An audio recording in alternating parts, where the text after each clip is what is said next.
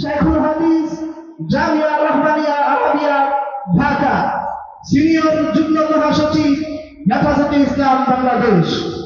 সম্মানিত উপস্থিতি, হযরতের বয়ানের আগে অত্র জামিয়ার পক্ষ থেকে, আসাতিজা কেরামের পক্ষ থেকে হযরতকে সম্মাননা একটি স্মারক ক্রেস্ট প্রদান করা হচ্ছে। সম্মাননা স্মারক ক্রেস্ট প্রদান করা হচ্ছে।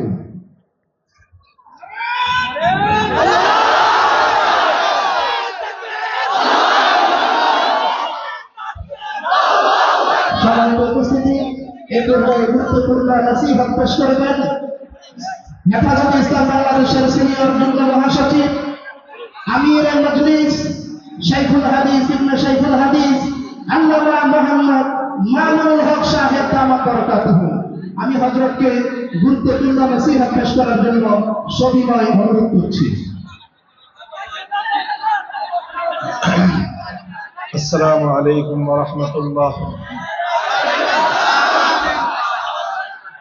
ইন্নাল হামদালিল্লাহ নাহমাদুহু ওয়া নাস্তাঈনুহু ওয়া নাস্তাগফিরুহু ওয়া নু'মিনু বিহি ওয়া নাতাওয়াক্কালু আলাইহি ওয়া নাশহাদু আন লা ইলাহা ইল্লাল্লাহু ওয়াহদাহু লা শারীকা লাহু ওয়া নাশহাদু আন্না সাইয়্যিদানা ওয়া মাওলানা মুহাম্মাদান আবদুহু ওয়া রাসূলুহু صلى الله تعالى عليه وعلى آله وأصحابه وبارك وسلم تسليما كثيرا. أما بعد، فأعوذ بالله من الشيطان الرجيم.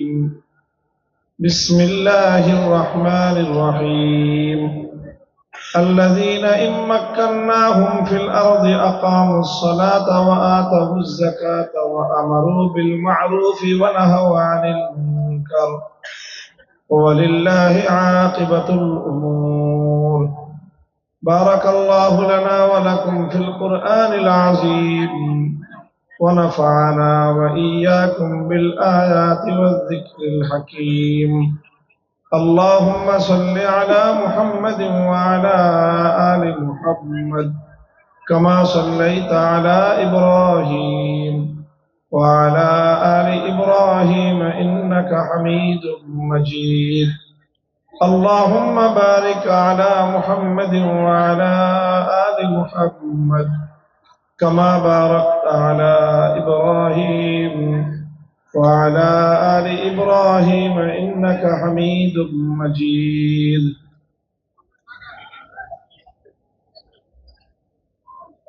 রাত 12:30 বাজে একটা আবাসিক এলাকার মধ্যে আমরা দীর্ঘ রাত পর্যন্ত মাহফিল চালানোটা অনেক সময় বাধ্য হয়ে করলেও এটা অনেক বিবেচনায় সমীচীন না। অন্তত আমরা যে কাজটা করতে পারি সেটা যদি সম্ভব হয় যে আমাদের এই মাহফিলের স্থলের বাইরে রাস্তায় যে হর্নগুলো দেওয়া আছে সেই হর্নগুলো যদি বন্ধ করে দেওয়া হয়, আমরা কিছুক্ষণ এখানে আলোচনা করলাম, এতে হয়তো মানুষের কষ্টটা কম হবে, লাঘব হবে। ওটা সম্ভব হয় কিনা ইন্তেজামিয়া কমিটির কাছে আমি বিশেষভাবে অনুরোধ করতেছি সেই বিষয়টা লক্ষ্য রাখার জন্য। আর আপনারা যারা এখানে অপেক্ষমান আছেন, আপনাদেরকেও আমি শুকরিয়া জ্ঞাপন করছি যে দীর্ঘ রাত পর্যন্ত আপনারা এখানে কোরআন এবং সুন্নাহর আলোচনা শুনবার জন্য আপনারা বসে আছেন, কথা শুনতেছেন আলেমদের। মরহুম হযরত মাওলানা নুরুল ইসলাম রাহিমাহুল্লাহ তাআলা, যিনি বাংলাদেশে খাতমে নবুয়ত আন্দোলনের একজন পুরোধা ব্যক্তিত্ব ছিলেন, মাখজানুল উলুম মাদ্রাসা, জামিয়া ইসলামিয়া মাখজানুল উলুম খিলগাঁও মাদ্রাসা যার হাতে প্রতিষ্ঠিত হয়েছে এবং দীর্ঘদিন পর্যন্ত যার নেতৃত্বে সুচারুরূপে পরিচালিত হয়েছে, তিনি আজ নেই। আমি সর্বশেষ আমরা যখন কারাগারে বন্দী হই, তখন হুজুর হায়াতে ছিলেন, জীবদ্দশায় ছিলেন। তিনি আমাদের মুক্তির জন্য অনেক চেষ্টা এবং ফিকির করতেছিলেন। ওই অবস্থায় আল্লাহ পাক রব্বুল আলামিন ওনাকে তুলে নিয়ে গেছেন। তো কাজেই আমার মুক্তির পরে মাখজানুল উলুম মাদ্রাসার এটা প্রথম মাহফিল, সেই হিসাবে এখানে আমার আগমন। আমি আসলে আরো আগে থেকে কয়েকটা প্রোগ্রামের সাথে ইনভলভ ছিলাম, এই জন্য যথাসময়ে আমি উপস্থিত হতে পারিনি। এই জন্য আপনাদের সকলের কাছেই আমি দুঃখ প্রকাশ করছি। মোহতারাম হাজিরিন, অন্য কথা বেশি দীর্ঘায়িত না করে যে আয়াতটুকু আমি তেলাওয়াত করেছি আপনাদের সম্মুখে, এই আয়াতকে সামনে রেখে একটা গুরুত্বপূর্ণ বিষয়ে আমি আপনাদের দৃষ্টি আকর্ষণ করতে চাই। এটা ঢাকার একটা গুরুত্বপূর্ণ এলাকা, খিলগাঁও। এখানে সচেতন নাগরিকদের বসবাস, শিক্ষিত জনপদ এটা একটা। আর তাছাড়া এই ময়দানটাও একটা শিক্ষা প্রতিষ্ঠানের মাঠ। সব মিলায়ে একটা গুরুত্বপূর্ণ জলসা এটা, এবং সমাজের খুব গুরুত্বপূর্ণ কিছু মানুষ এখানে আমাদের আলোচনা শুনছেন। আমি কোরআনে পাকের সূরাতুল হজের 41 নম্বর আয়াত তেলাওয়াত করেছি। আয়াতের মধ্যে আল্লাহ পাক রব্বুল আলামিন যদি ইমানদার মুমিন মুসলমানদেরকে আল্লাহ ক্ষমতা দেন, রাষ্ট্র ক্ষমতা যদি তারা পায়, তাহলে মুসলমান ক্ষমতাসীনরা, ইমানদার ক্ষমতাসীনগণ কিভাবে রাষ্ট্র পরিচালনা করবে সেই ব্যাপারে আল্লাহ পাক রব্বুল আলামিন সুস্পষ্ট একটা গাইডলাইন দিয়েছে। আল্লাহ বলেছেন, আল্লাযীনা ইম্মাক্কান্নাহুম ফিল আরদি আকামুস সালাতা ওয়া আতাউয যাকাতা ওয়া আমারু বিল মা'রুফি ওয়া নাহাউ আনিল মুনকার ওয়ালিল্লাহি আকিবাতুল উমুর। আল্লাহ বলেন যে মুমিন ইমানদার তো তারা যাদেরকে আমি আল্লাহ যদি জমিনে রাষ্ট্র ক্ষমতা দান করি, তাহলে তারা কয়েকটি কাজ করবে। 1 নম্বর কাজ, আকামুস সালাহ, তারা রাষ্ট্রে সালাত কায়েম করবে, নামাজ কায়েম করবে। যদি ক্ষমতা পায় মুমিনরা, মুমিনদের প্রথম কাজ হলো ক্ষমতা ব্যবহার করে, ক্ষমতার সদ্ব্যবহার করবে তারা। সেটা হলো সমাজে এবং রাষ্ট্রে তারা ব্যাপকভাবে নামাজ কায়েম করবে। 2 নম্বর কর্মসূচি হবে তাদের ওয়া আতাউয যাকাত, তারা যাকাত ব্যবস্থা প্রতিষ্ঠিত করবে সমাজের মধ্যে, রাষ্ট্রের মধ্যে। 3 নম্বর কাজ হলো ওয়া আমারু বিল মা'রুফ, তারা মানুষকে সৎ কাজের আদেশ দিবে। আর 4 নম্বর দায়িত্ব হবে তাদের ওয়া নাহাউ আনিল মুনকার, তারা শরীয়ত গর্হিত অন্যায় এবং অসৎ কাজকে বাধা দিবে, নিষেধ করবে। এই হলো 4টা কথা আল্লাহ পাক রব্বুল আলামিন উল্লেখ করেছেন যে ইমানদাররা ক্ষমতা পেলে তারা কি করবে। এটা খুবই গুরুত্বপূর্ণ একটি আয়াত, বিশেষ করে ওই সকল মানুষদের জন্য যারা ইসলাম সম্পর্কে একটা ভুল ধারণা পোষণ করে।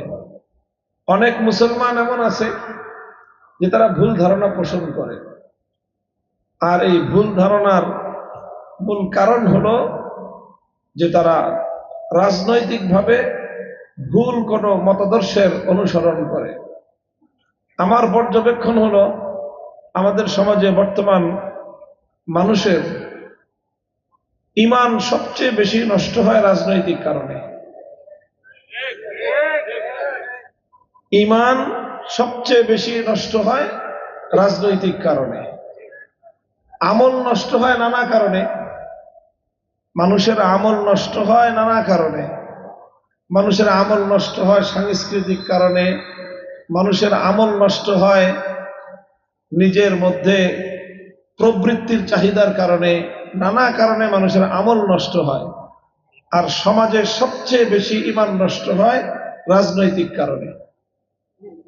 এই জন্যই আমি সবসময় রাজনীতির বিষয় নিয়ে আলোচনা করি মাহফিলগুলোতে। আর এই রাজনৈতিক বিষয় নিয়ে আলোচনা করার কারণে কিছু মানুষ ক্ষিপ্ত হয়। কারা ক্ষিপ্ত হয়?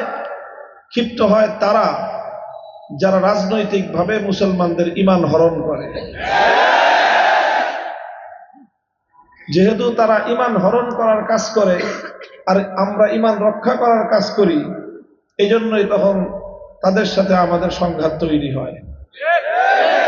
তারা চায় আমরা যেন মানুষের ঈমান রক্ষা করার চেষ্টাটা না করি, আর তারা যেন মানুষের ঈমানটা ধ্বংস করতে পারে। আর আমরা চাই যে কোনো মূল্যে যারা ঈমান ধ্বংসকারী তাদেরকে মোকাবেলা করব, তাদেরকে রুখে দিয়ে আমরা সর্বসাধারণ সরল প্রাণ মুসলমানদের ঈমান রক্ষা করার চেষ্টা করব। এটা খুব সরাসরি কথা। আমার এইসব বিষয়ে রাগ ঢাক রেখে কথা বলে লাভ নাই। আমি পরিষ্কার কথা বলি। মাহফিলগুলোতে রাজনীতি নিয়ে আমি আলোচনা করি, তবে আমার রাজনৈতিক আলোচনা কোন দলীয় রাজনীতির আলোচনা আমি করি না। আলেমরা আমাদেরকেও বলবো, যারা আলোচনা করেন, অনেকে আছে আমাকে দেখে রাজনৈতিক আলোচনায় উদ্বুদ্ধ হন, তাদেরকে আমি বিশেষভাবে বলবো, মাহফিলগুলোতে অবশ্যই যেই সকল রাজনৈতিক কারণে মানুষের ঈমান ধ্বংস হয় সেই বিষয়গুলোতে সরল প্রাণ মানুষকে সতর্ক করতে হবে। রাজনীতির সেই কথাগুলো তো বলতেই হবে আমাদেরকে ঈমানি দায়িত্ব পালনের কারণেই, তবে দলীয় রাজনীতির কথা মাহফিলগুলোতে আলোচনা না করাই ভালো। মোহতারাম হাজিরিন, যে কথাটা আমি বললাম যে রাজনৈতিক কারণে মানুষের ঈমান সবচেয়ে বেশি নষ্ট হয়। যেরকম ধরেন, আমি যে বিষয়টায় কোরআনের আয়াত আলোচনা করলাম এবং কোরআনের আয়াতের অনুবাদ বললাম, সেই অনুবাদের প্রেক্ষিতে দেখা গেল যে আল্লাহ পাক রব্বুল আলামিন এখানে ঈমানদাররা রাষ্ট্র ক্ষমতা পেলে তাদের কি কাজ হবে, আপনারা মঞ্চে নড়াচড়া করলে মানুষরা আমার কথা বাদ দিয়ে ওগুলো দেখে, এটা স্বাভাবিক মানুষের। আর আপনারা কি হয়েছে, আমি কথা বলতেছি, এখানে হয়তো কেউ একজন আসছে, ওদিকে তাকায় থাকেন কেন? এদিকে লক্ষ্য করেন আপনারা। তো বলতেছিলাম যে কোরআনের যে আয়াত আমি আপনাদের সম্মুখে তেলাওয়াত করেছি, সূরাতুল হজ্জের 41 নম্বর আয়াত। এখানে আল্লাহ পাক রব্বুল আলামিন মুমিন মুসলমান ঈমানদার ব্যক্তিরা রাষ্ট্র ক্ষমতা পেলে তারা কি কাজ করবে সেই আলোচনাটাই আল্লাহ করেছেন।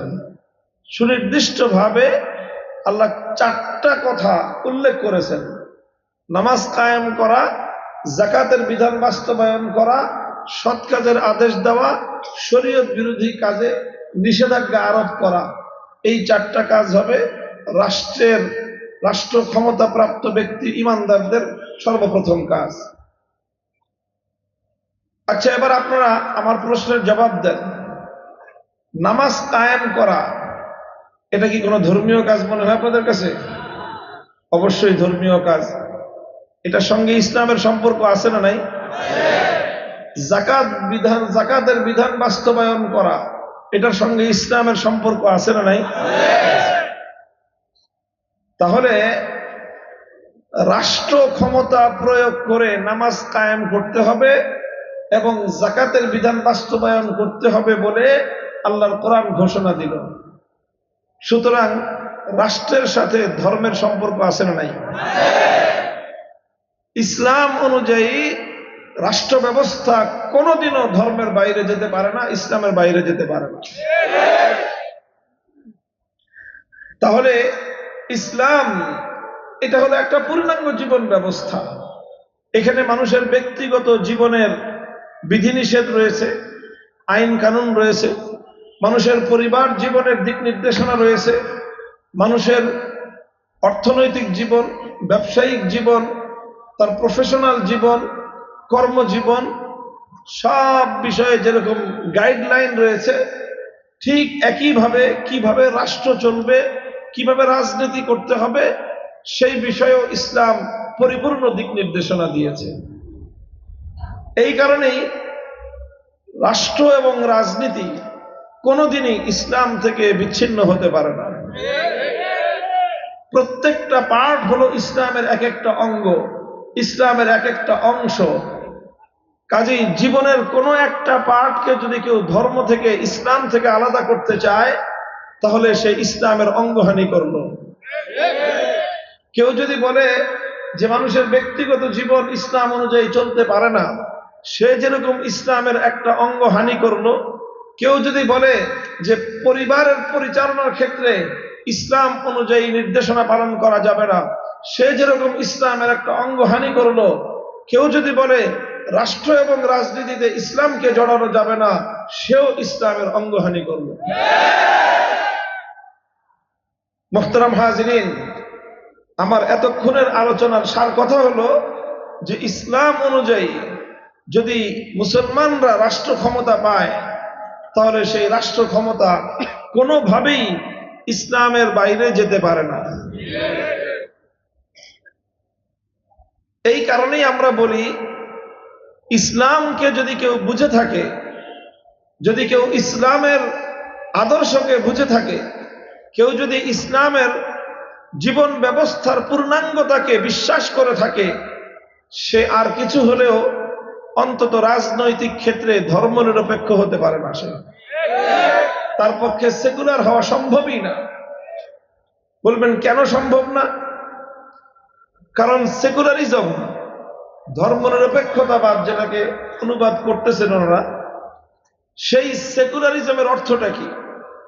সেকুলারিজমের বিভিন্ন ব্যাখ্যা আছে, কিন্তু সেকুলারিজমকে মূল যেই ব্যাখ্যায় উপস্থাপন করা হয় সেটা হলো এই যে রাষ্ট্রের সাথে ধর্মের কোনো সম্পর্ক থাকতে পারবে না। রাষ্ট্রের সাথে ধর্মের কোনো সম্পর্ক থাকতে পারবে না। রাষ্ট্র চলবে রাষ্ট্রের মতো, ধর্ম চলবে ধর্মের মতো। রাষ্ট্র ব্যবস্থার সঙ্গে ধর্মের বিধিবিধানের কোনো সম্পর্ক থাকতে পারবে না। ধর্মের আলোকে রাষ্ট্র চালানো যাবে না। এটাই হলো সেকুলারিজমের মূল কথা। এখন বলেন, ইসলাম বলতেছে রাষ্ট্র কোনোভাবেই ধর্মের বাইরে যেতে পারবে না। সেকুলারিজম বলতেছে রাষ্ট্র কোনোদিন ধর্মের সঙ্গে সম্পৃক্ত হতে পারবে না। তাহলে একজন মানুষ একই সাথে ইসলাম এবং সেকুলারিজমের আদর্শ অনুসরণ করতে পারবে? কোশ্চেন কেন পারবে না? কারণ এই দুটো মতাদর্শ সম্পূর্ণ সাংঘর্ষিক এবং বিরোধপূর্ণ। একই সঙ্গে যেরকম একজন মানুষকে যদি বলা হয়, একজন বলল তুমি ঘরের ভিতরে থাকো, আরেকজন বলল তুমি ঘরের বাইরে থাকো, তো ঘরের ভিতরে থাকা আর ঘরের বাইরে থাকা একসঙ্গে দুটো নির্দেশ একজন মানুষের পক্ষে বাস্তবায়ন করা সম্ভব? সম্ভব না। একই সঙ্গে যেরকম ঘরের ভিতরে এবং ঘরের বাইরে থাকা সম্ভব না, ঠিক একইভাবে একই সঙ্গে রাষ্ট্রকে ধর্ম থেকে বিচ্ছিন্ন করা, আবার রাষ্ট্রকে ধর্ম অনুযায়ী পরিচালনা করা, এই দুটো একসঙ্গে পালন করা সম্ভব নয়। এই জন্য অন্যান্য ধর্মাবলম্বীদের জন্য সেকুলারিজম তথা ধর্মনিরপেক্ষ মতবাদ কোনো সমস্যার কিছু না। এই জন্য অন্যান্য ধর্মাবলম্বীরা সেকুলার হতে পারে, ধর্মনিরপেক্ষ হতে পারে। একজন হিন্দু খুব সহজেই সে ধর্মনিরপেক্ষ হতে পারে। একজন খ্রিস্টান সে খুব সহজেই ধর্মনিরপেক্ষ হতে পারে, সেকুলার হতে পারে। একজন বৌদ্ধ সেও সেকুলার হতে পারে, তার কোনো সমস্যা নেই। কেন সমস্যা নেই? কারণ সে যদি সেকুলার হয়, তাকে তার ধর্মের বিরুদ্ধাচরণ করতে হয় না। একজন হিন্দুকে সেকুলার হতে হলে তার ধর্মের নির্দেশ অমান্য করতে হয় না। একজন বৌদ্ধ সেকুলার হতে চাইলে ধর্মের নির্দেশ অমান্য করতে হয় না। একজন খ্রিস্টান সেকুলার হতে চাইলে, ধর্মনিরপেক্ষ হতে চাইলে, তাকে তার ধর্মের কোনো নির্দেশ অমান্য করতে হয় না। কেন হয় না? কারণ হিন্দু, বৌদ্ধ, খ্রিস্টান কোনো ধর্মই, অন্য কোনো ধর্মই তার ধর্মাবলম্বীকে এই কথা বলে নাই যে তোমার রাষ্ট্রকে তুমি ধর্ম অনুযায়ী চালাও। এই নির্দেশ হিন্দু ধর্মেও নাই, বৌদ্ধ ধর্মেও নাই, খ্রিস্ট ধর্মেও নাই। এই জন্য অন্যান্য ধর্মাবলম্বীরা চাইলে ধর্মনিরপেক্ষ হতে পারে, সে ধর্মনিরপেক্ষও হতে পারে, তার ধর্ম ঠিক থাকে, কারণ তার ধর্মের মধ্যে রাষ্ট্রকে ধর্ম অনুযায়ী পরিচালনা করবার কোনো বিধান নাই। এই জন্য একজন হিন্দু যদি ধর্মনিরপেক্ষ হয় কোনো সমস্যা নাই, সে ধর্মনিরপেক্ষ আদর্শ মানতে পারলো, আবার হিন্দুও থাকতে পারলো, সে রাষ্ট্রকে ধর্ম থেকে আলাদা রাখতে পারলো, এই কারণ ধর্মনিরপেক্ষ হলো, আর হিন্দু ধর্মের কোনো বিধান লঙ্ঘন হলো না, এই জন্য সে হিন্দুও থাকতে পারলো। একই কথা বৌদ্ধের ক্ষেত্রে, একই কথা একজন খ্রিস্টানের ক্ষেত্রে। এই জন্য অন্যান্য ধর্মাবলম্বীরা, হিন্দু, বৌদ্ধ, ইহুদি, খ্রিস্টান সবাই ধর্মনিরপেক্ষ হতে পারে, কিন্তু মুসলমান কোনোদিন সেকুলার ধর্মনিরপেক্ষ হতে পারে না। কারণ মুসলমান যখনই ধর্মনিরপেক্ষ অথবা সে সেকুলার হতে যাইবে, তখন তাকে যে কোনো একটা নির্দেশ পালন করতে হবে এবং আরেকটা নির্দেশ তাকে অমান্য করতে হবে। যদি সে সেকুলারিজমের আদর্শ ধারণ করে, সেকুলার আদর্শ যদি পালন করে, ইসলামের আদর্শ বর্জন করতে হবে, ইসলামের আদর্শ যদি পালন করে, সেকুলার আদর্শ বর্জন করতে হবে। মোহতারাম হাজিরিন, এখন কেউ প্রশ্ন করতে পারেন যে এই যে আমাদের দেশে এত ধর্মনিরপেক্ষ মানুষ, সব দিয়ে মুসলমান। আমাদের দেশে যারা ধর্মনিরপেক্ষ রাজনীতি করে এরা তো সব মুসলমান, তো এদের তো ইসলামও আছে আবার সেকুলারিজমও আছে। তো আপনি যে করেছেন থাকতে পারে না, এই যে আছে, কথা তো হলো এই জায়গায় আছে তো সেকুলার, কিন্তু ইমান কতটুকু আছে? আছে তো সেকুলার, তারা তো দাবি করে যে তারা সেকুলার, তারা তো দাবি করে তারা ধর্মনিরপেক্ষ, তারা মুসলমান কতটুকু আছে এটাই তো প্রশ্নের বিষয়। আর এই জন্য আমি বলেছিলাম যে এই রাজনৈতিক কারণেই মুসলমানদের সবচেয়ে বেশি ঈমান ধ্বংস হয়। এই এক আওয়ামী লীগ কত মানুষের ঈমান হরণ করেছে হিসাব আল্লাহই জানে। আল্লাহ পাক এদেরকে হেদায়েত নসিব করেন। নিজেদের ঈমান তো নিজেরা খাইছেই, কোটি কোটি মানুষের ঈমান ধ্বংস করেছে। যত মানুষ এই আওয়ামী লীগের রাজনৈতিক দর্শনকে মেনে নিয়েছে, কারো ঈমান নাই। তাহলে আর কেউ প্রশ্ন করবে, তাহলে কি হুজুর আপনি কি বলতে চান যে আওয়ামী লীগ যারা করে সব কাফের বেঈমান? বলতে চাই না, তবে যে কোনো একটা অবশ্যই বলতে হবে। যারা নিজেদেরকে রাজনৈতিক মতাদর্শ হিসেবে নিজেদেরকে সেকুলার বলে যারা দাবি করে, তাদের ব্যাপারে দুইটা মন্তব্যের বাইরে তৃতীয় মন্তব্য করার সুযোগ নাই। কয়টা মন্তব্য করা যাবে? তৃতীয় মন্তব্য করার সুযোগ। প্রথম মন্তব্য হলো, যদি সেকুলারিজমকে সে বুঝে শুনে করে থাকে তাহলে তার ঈমান নাই, স্পষ্ট কথা।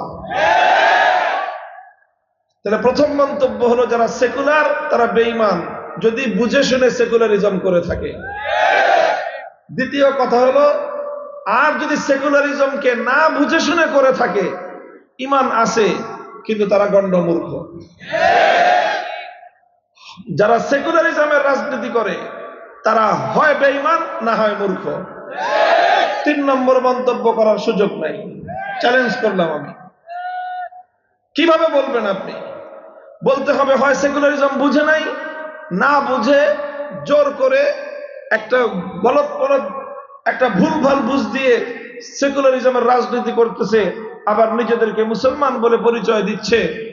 হয় বলতে হবে যে সে গণ্ডমূর্খ, আর না হয় বলতে হবে সে বেঈমান। মুহতারাম হাজিরিন, বিষয়টা খুব জটিল বিষয়, ঈমানের সঙ্গে সম্পৃক্ত বিষয়।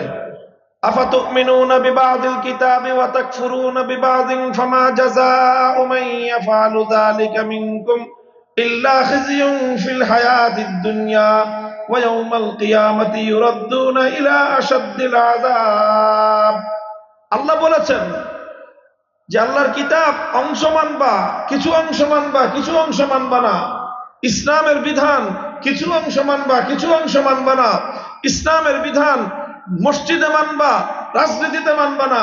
ইসলামের বিধান ব্যক্তিগত জীবনে মানবা, পরিবার জীবনে মানবা না, ইসলামের বিধান ব্যবসা বাণিজ্যের ক্ষেত্রে মানবা, রাজনীতির ক্ষেত্রে মানবা না।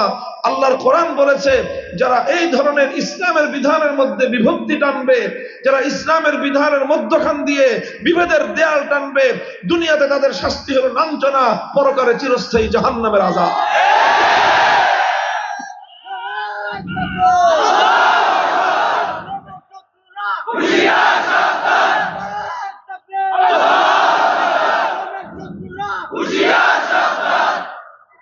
তবে আমাদের দেশের ধর্মনিরপেক্ষতাবাদী রাজনীতিবিদ যারা, মুসলমান যারা, সব আসলে মূর্খের দল।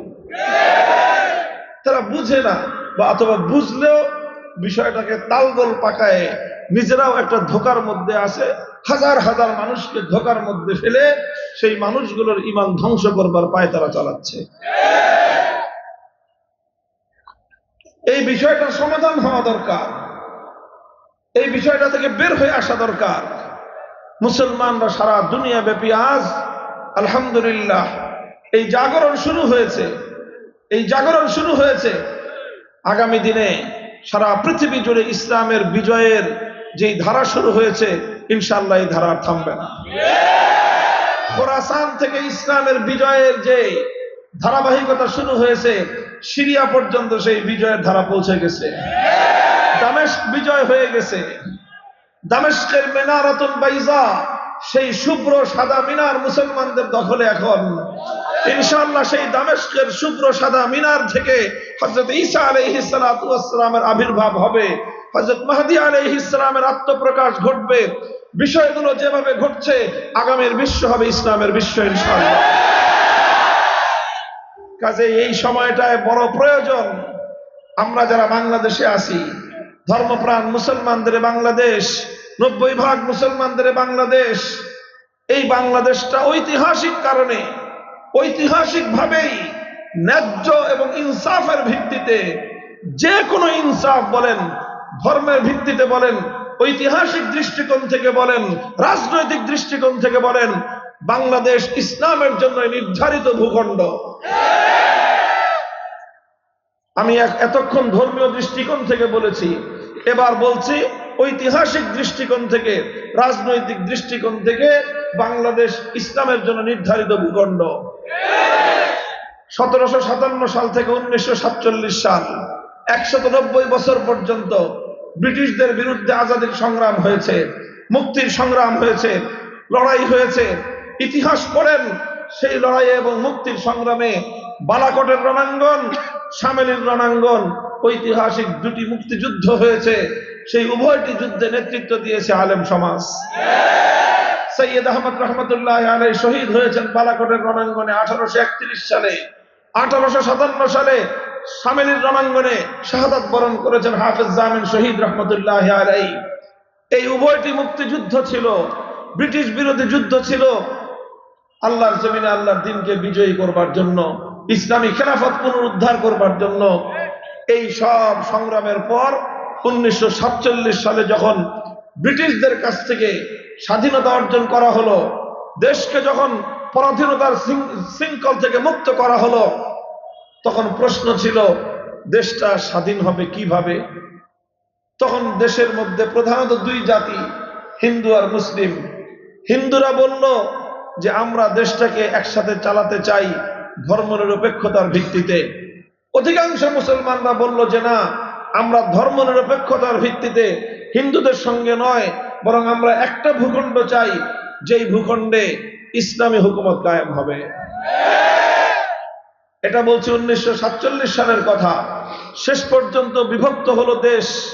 শেরে বাংলা একে ফজলুল হকের লাহোর প্রস্তাব অনুযায়ী এই বাংলার অন্যতম শ্রেষ্ঠ সন্তান, কিংবদন্তি রাজনীতিবিদ শেরে বাংলা একে ফজলুল হকের লাহোর প্রস্তাবের ভিত্তিতে দেশ বিভক্ত হয়েছিল। ধর্মনিরপেক্ষতার জন্য ভারত আর ইসলামী রাষ্ট্র প্রতিষ্ঠার জন্য মুসলমানদের আলাদা ভূখণ্ড হলো। সেই ভূখণ্ড পূর্ব পাকিস্তান আর পশ্চিম পাকিস্তান, আলাদা আলাদা দুইটা ভূখণ্ড হলো। সেই স্বাধীনতা অর্জন হওয়ার পর 24 বছর পর্যন্ত পশ্চিম পাকিস্তানি স্বৈরাচারী সরকারেরা এ জাতির সঙ্গে গাদ্দারি আর বিশ্বাসঘাতকতা করেছে। অঙ্গীকার ছিল দেশ স্বাধীন হওয়ার পর এদেশের শাসন ব্যবস্থা হবে আল্লাহর কোরআন, এদেশের সংবিধান হবে কোরআনী সংবিধান, প্রশাসন চলবে আল্লাহর আইন অনুযায়ী, রাষ্ট্র ব্যবস্থা হবে ইসলামী হুকুমত। 24 বছর পর্যন্ত খান পাঠানরা গাদ্দারি করার কারণে 71-এ আবার মুক্তিযুদ্ধের প্রয়োজন হলো। সেই মুক্তিযুদ্ধ ছিল জালিমের বিরুদ্ধে মজলুমের লড়াই। এই 1947 সাল থেকে 71-এর ডিসেম্বর পর্যন্ত কোনদিন এই বাংলাদেশের ভূখণ্ডে কোন নেতা, কোন পাতি নেতা, কোন নেত্রী কেউ কোনদিন বলে নাই এ কথা যে বাংলাদেশকে স্বাধীন করে ধর্মনিরপেক্ষ আদর্শের ভিত্তিতে দেশ চালানো হবে। কেউ এই কথা বলে নাই।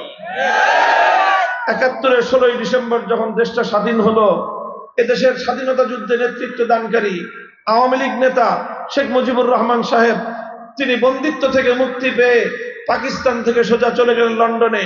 লন্ডন থেকে বাংলাদেশে না এসে ঢাকায় তার প্লেন ল্যান্ড না করে ল্যান্ড করলো নয়াদিল্লিতে। ভারতের প্রধানমন্ত্রী শ্রীমতী ইন্দিরা গান্ধী শেখ মুজিবুর রহমান সাহেবকে বলে দিলেন বাংলাদেশের সংবিধান হবে স্বাধীন বাংলাদেশের মতো করে নয়, বরং ভারতের মতো করে। ভারতের সংবিধানের যে মৌল 4 নীতি, সেই মৌল 4 নীতিকে ভিত্তি করেই বাংলাদেশে 72-এর সংবিধান তৈরি হলো। অথচ 72-এ ভারতের মতো করে সংবিধান হবে এই কথা বাংলাদেশের মুক্তিযুদ্ধ চলাকালীন 9 মাস, মুক্তিযুদ্ধের পূর্ববর্তী 24 বছরের সংগ্রামের সময় কোনোদিন এ কথা বলা হয় নাই। এই জন্যই বলি 72-এর সংবিধান 71-এর মুক্তিযুদ্ধের চেতনাকে গলা টিপে হত্যা করার নামান্তর। 72-এর সংবিধান বাংলাদেশকে ভারত মাতার চরণতলে বলি দেওয়ার সংবিধান। 72-এর সংবিধান মুক্তিযুদ্ধের চেতনা বিরোধী সংবিধান। 72-এর সংবিধান বাংলাদেশের মানুষের হাজার বছরের ইচ্ছা এবং অভিপ্রায়কে গলা টিপে হত্যা করার সংবিধান। এভাবেই চলে আসছে বাংলাদেশ। কিন্তু সেই ভাগ পরিবর্তন হয়ে যায় নাই। ভাগটা তো হয়েছিল 1947 সালে। একটা ভূখণ্ড ছিল ধর্মনিরপেক্ষতার জন্য, আরেকটা ভূখণ্ড ছিল ইসলামের জন্য। যদিও সেখানে বেইনসাফি করা হয়েছে, ইসলামের জন্য যে ভূখণ্ড দেওয়া হয়েছে সেটাকে নানাভাবে বৈষম্যের শিকার করে বঞ্চিত করা হয়েছে মুসলমানদেরকে। সমস্ত গুরুত্বপূর্ণ অঞ্চলগুলোকে তুলে দেওয়া হয়েছে ধর্মনিরপেক্ষ ভারতের হাতে, আর অপেক্ষাকৃত কম গুরুত্বপূর্ণ অঞ্চলগুলোকে দেওয়া হয়েছে মুসলমানদের ভূখণ্ডের জন্য। আমরা সমস্ত বঞ্চনা মেনে নিয়েছি, আমরা সমস্ত বৈষম্য মেনে নিয়েছি, শুধু একটা স্বপ্ন নিয়ে যে আমাদের দেশ অনুন্নত হোক, দেশ ছোট হোক, না খেয়ে থাকবো, প্রয়োজনে পেটে পাথর বাঁধবো, তবু এমন একটা ভূখণ্ড চাই যেই ভূখণ্ডে আর কিছু পাই বা না পাই একটা জিনিস পাবো, আইন চলবে আল্লাহর, সংবিধান হবে আল কোরআনের। মুহতারাম হাজিরিন,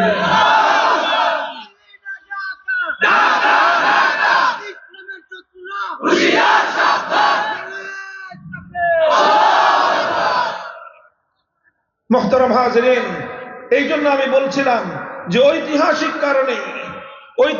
কারণেই ভাগ যখন হলো, একটা ভাগ ধর্মনিরপেক্ষতার জন্য, আরেকটা ভাগ ইসলামের জন্য। সুতরাং এখন যদি কারো ইসলাম পছন্দ না হয়, ধর্মনিরপেক্ষতা পছন্দ হয়, বিশাল সীমান্ত খোলা আছে, ধর্মনিরপেক্ষ দেশে চলে যাও।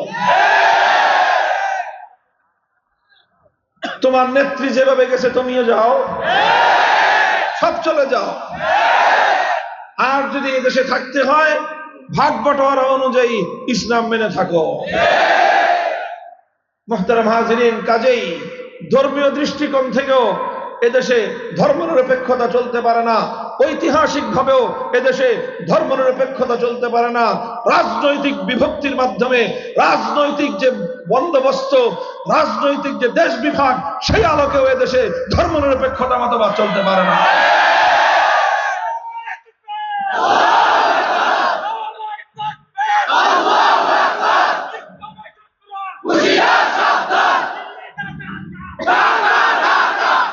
মুহতারাম হাজিরিন, এই যে স্লোগান দেন যে দিল্লি না ঢাকা, কথা বুঝেন যে বাংলাদেশের উপর বিগত 54 বছর ধরে ভারতীয় আধিপত্যবাদ চলছে। এই কথা আগে শুধু আমরা হুজুররা বলতাম। যখন বাংলাদেশের এই আগরতলার বাংলাদেশের উপ হাই কমিশনে আক্রমণ হলো, আমার বাংলার লাল পতাকার স্বাধীন এই পতাকা অগ্নিসংযোগ করা হলো, তখন গিয়ে আমাদের দেশের রাজনীতিবিদদের কানে দিয়ে পানি ঢুকলো।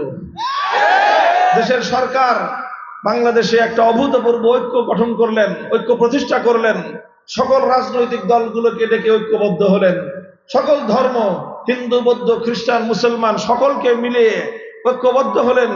আর তারা ঘোষণা দিলেন যে বাংলাদেশ কোন বিদেশি শক্তির সাথে নতজানু পররাষ্ট্রনীতি নিয়ে কারোর সঙ্গে সম্পর্ক করবে না। আত্মমর্যাদা বলিয়ান হয়ে বাংলাদেশ মাথা উঁচু করে অন্যান্য দেশগুলোর সঙ্গে তারা বন্ধুত্বের সম্পর্ক করবে, কাউকে প্রভু মানবে না। কথা তো বলতেছেন, কিন্তু কথা হলো যে এই যে ভারতীয় আগ্রাসন থেকে দেশকে মুক্ত করতে চাইলে এই আগ্রাসনের শেকড় উপরে ফেলতে হবে। গাছের গোড়ায় পানি ঢেলে শুধু ডাল ছাড়লে গাছ মরে না, এবং সেই গাছের বিষক্রিয়া থেকে মানুষ মুক্তি পেতে পারে না। এই ভিনদেশী আগ্রাসন থেকে বাংলাদেশকে যদি মুক্ত করতে চাও, ভারতীয় আগ্রাসনের মূল শেকড় হলো ৭২-এ ভারতীয় যেই চেতনা বাংলাদেশে রপ্তানি করেছিল ইন্দিরা গান্ধীর নেতৃত্বে, সেই শেকড় উপরে ফেলতে হবে।